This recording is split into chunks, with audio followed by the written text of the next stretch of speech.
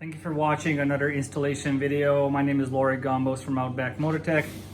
This time I'm going to demonstrate how to install our updated KTM 690 Pannier racks. The only change, and this is the biggest change, and this should improve the ease of installation, is this top bracket.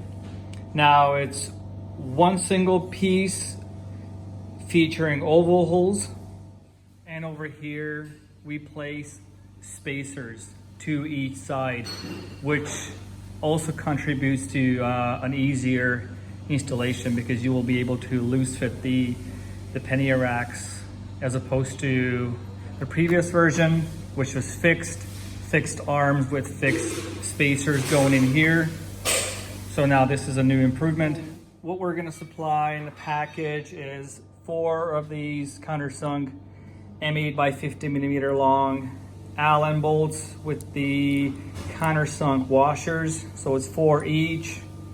The bolt color may be different in the production version. Then we have 4 spacers. 2 are different, okay?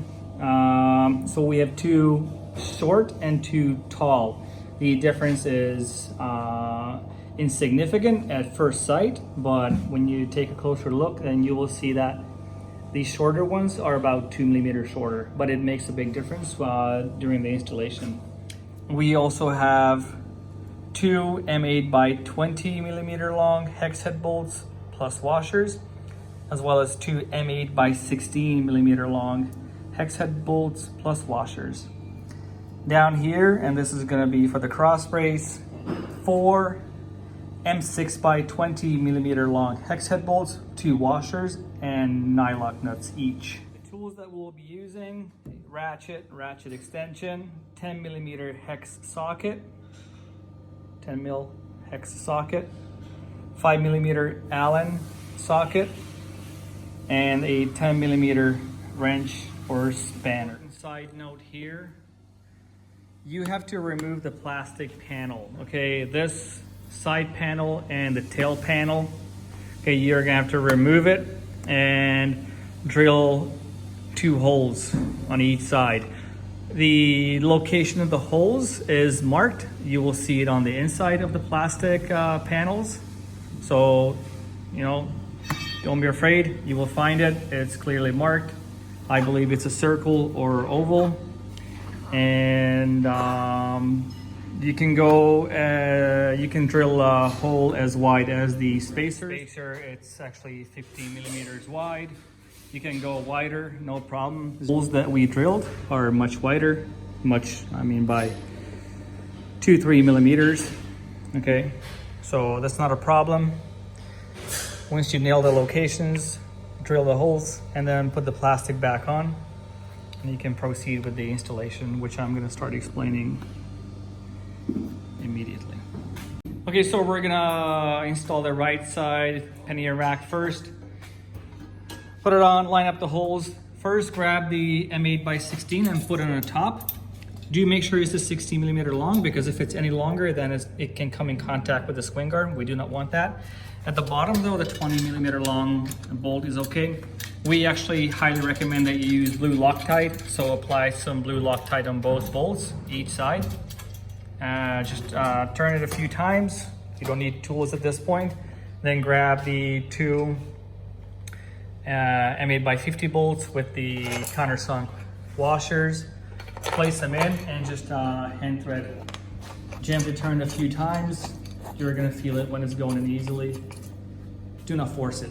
No tools, just spin it with your finger. Okay, so right side's on. We're gonna repeat the same on the left side. Okay, now we're on the left side. Same, the Pannier frame. More or less down here, line up the mounting holes, 8 by 16 on the top.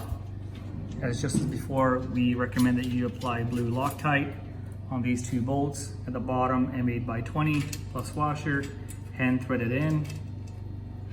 Nice and easy. At the top,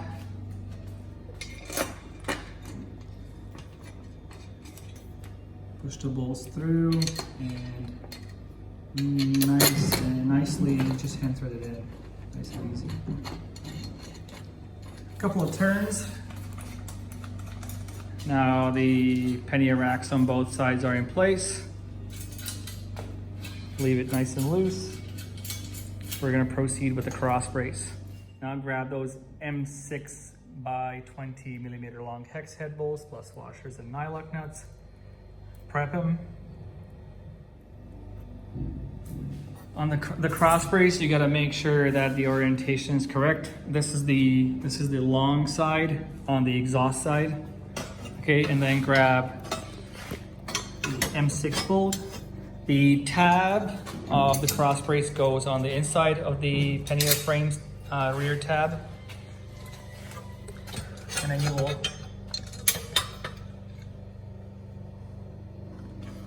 you will push that bolt through, put on the washer and spin on the nylock nut. Same on the other side. You push the bolt through from the outside in. And by the way, this is just an unpainted, unpowder coated version, simply for demonstration purposes. This is also the X-frame version. So if you purchase the X-frame version, you will have the Rotopax insert on each side. You can also buy the standard version. It doesn't have the tabs on a corner, but you can still buy the Rotopax as optional accessory. Okay, so here we have all 4 bolts engaged. So this is what we are looking at right now, looking pretty good. Okay, so this is it. Now you can go around with the recommended tools and gradually tighten each bolt and nut. Okay, don't go too crazy at one bolt. Just gently pull it snug and then go around, pull bolts snug and then tighten them. Finally, torque specs, 10 Newton meter for the M6 bolts. The M8 bolts down here, 23 Newton meter. These, pull them snug, okay? You do not want to go crazy on these bolts because they actually, threads that go into the fuel tank, it's pretty sensitive. Not sensitive for weight bearing that much, but it can be sensitive to over pulling or tightening. So pull it snug and then double check it after a test ride. It's worth keeping an eye on this. It's never come loose for us on our bikes. We've never heard that either from other customers, but this is the way to go. This is the way you should do it. And just keep an eye on these bolts, and because you don't want to lose them, but what's worse, you don't want to damage the thread. Okay, thank you for watching. If you have any questions, please leave us a comment. You can also email us info@outbackmotortech.com or call 877-931-3636. Thank you for watching.